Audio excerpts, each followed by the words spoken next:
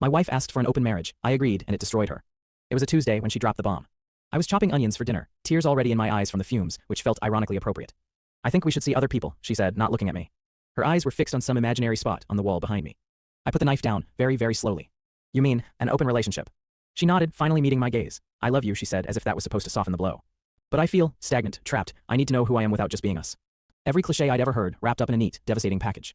My first instinct was to scream, to yell, to ask her how she could throw away 10 years like it was nothing. But I saw the look on her face. It was already decided. If I said no, she'd leave, or resent me forever. So I did the only thing I could think of to keep her.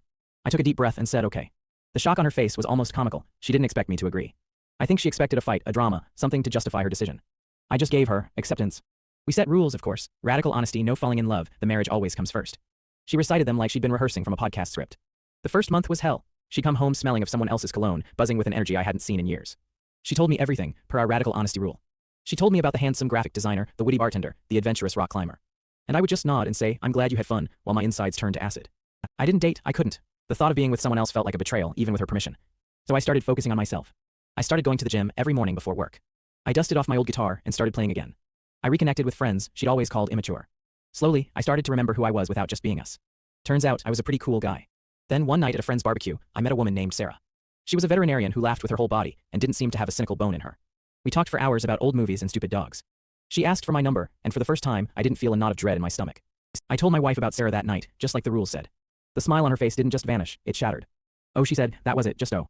I went on a date with Sarah, we went bowling and I was terrible and she just laughed and it was easy. It was the easiest I had felt in a year. Suddenly, my wife's adventure stopped. The graphic designer was too shallow, the bartender was unreliable. She started suggesting us nights again. Movie nights, dinner dates, things we hadn't done since before the talk. But something had shifted. I was no longer the sad husband waiting at home. I was the guy who had a bowling date with a beautiful vet on Saturday. One night, she broke down in tears. I want to close it, she sobbed into my shoulder. I wanted to go back to how it was. This was a mistake. And I remember looking at her, this woman I had loved for a decade, and feeling nothing. The hole she had carved into my heart had finally been filled, but not by her. It had been filled by me, by my hobbies, my friends, my own life. And a small part of it was being filled by the possibility of someone new. I know it was a mistake, I said, my voice calm. But it wasn't a mistake because you opened our marriage. It was a mistake because you showed me it was already broken. She didn't want an open relationship. She wanted a safety net. She wanted permission to cheat, while keeping the stability of a husband at home.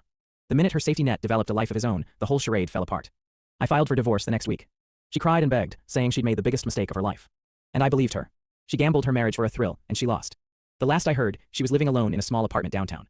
As for me, Sarah and I just adopted a clumsy, three-legged golden retriever. And I've never felt more whole.